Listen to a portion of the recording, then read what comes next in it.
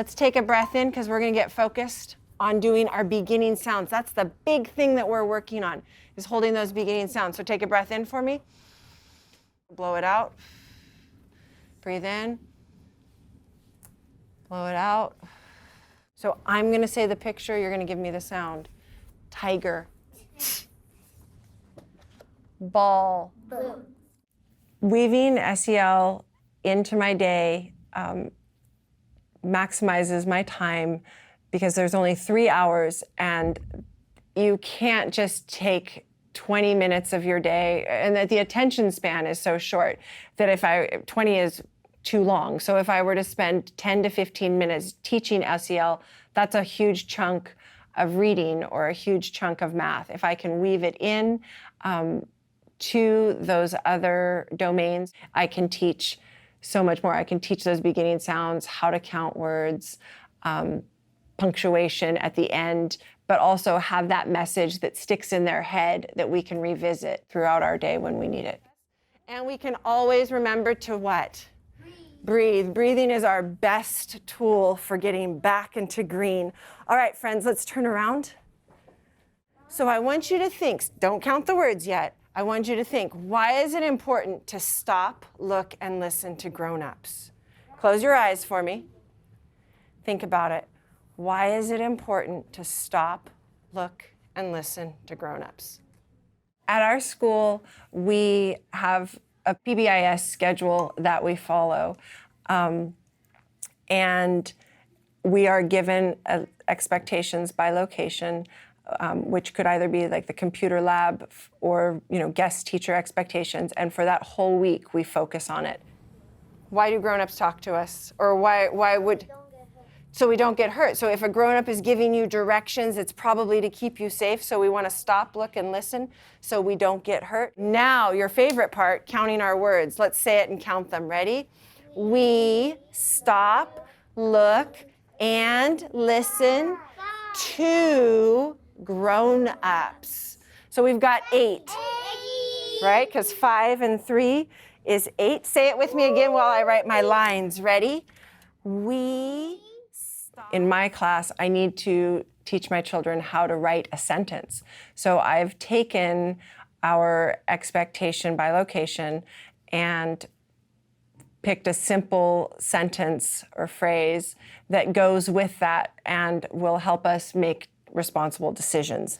And I take that sentence, share it with the students, then we do our regular standards of counting the words in a sentence, and then how many spaces are there, starting with a capital, using our high frequency words that we need to learn. And then for now, our big focus is beginning sounds. So we are identifying the beginning sounds of the words and then sharing the pen to interactively write the sentence of those words, which give us the ability to make good decisions.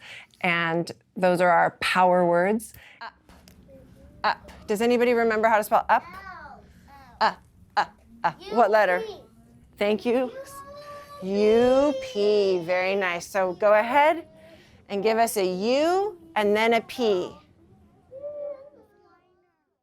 Breathing is a big part of social emotional learning. It's a fabulous tool to have in our toolbox as a small person all the way up to the grown-up stage.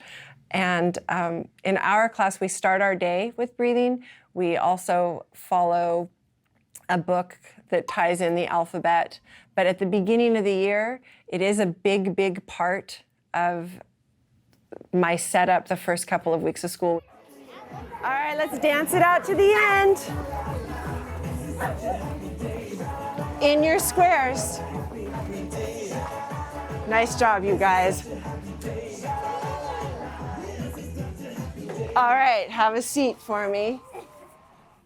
We are definitely out of breath. So what should we do to get back and focus? Breathing. You're not out of breath? Well, you're in good shape because I am tired after that one. All right. Remind me, what's our letter this week? P. So what kind of breathing are we doing this week? Perfume breathing. So we're remembering to breathe in and out, just like when we learned at the beginning of the year when we smell the flower. This time you're getting to smell whatever kind of perfume you want.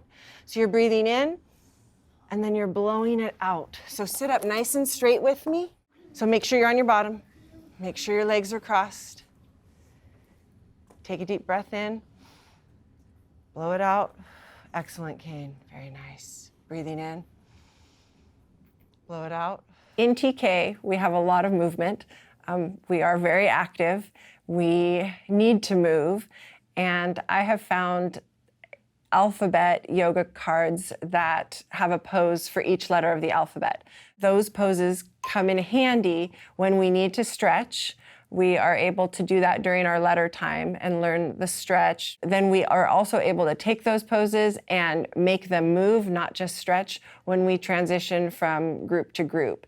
We're gonna stretch, okay? Before we go into our letter work, remind me, what's our letter this week? P, right? So, what kind of stretch did we do we did the peacock on Monday, and then we did the pretzel one. We're gonna revisit our pretzel one because today when we move from center to center, we're gonna try a pretzel walk. So let's do our pretzel stretch. Everybody face where I'm going to be sitting. You already know how to do it. So you know how to put your legs into that pretzel position, sitting up nice and straight. All right. So remember, we want to stretch out because we've been sitting a lot during our day. We went out and played. We've got to give our muscles a good stretch. Everybody sitting up nice and straight. Now remember, we're going to bring our arms up high, and then we're going to twist to one side, and then we cross that arm over, we put it on our knee, and the other arm goes in back, and we're stretching. Keep those legs like a pretzel, though. All right, reach back up, breathe in, and then twist it to the other side, and stretch. Our yoga poses for the week were revolved around the letter P. So we had the pretzel pose and the peacock pose. When we moved, we were able to stretch from side to side, which gave us that, crossing the midline, which is really important for the brain development. All right, give me 5. Thank you for stopping. Thank you for looking. Thank you for listening. All right. We talked about it when we did our stretch. We did our pretzel stretch. Today we're going to make it even harder. We're going to turn it into a pretzel walk. So, are we going to walk straight? No. No. What are we going to do? We're going to twist. So everybody take your arms up and then breathe out, stretch it. You got to twist your arms around. Then you're going to bring them back up. You're going to breathe out and you're going to twist your arms around you. Are you ready to rock? All right, arms up, twist, arms up, twist. I love that you're listening. The SEL strategies that we use in the classroom are helpful to our kids when they leave and go home because it helps them function and self-regulate. They've got their little tools with them.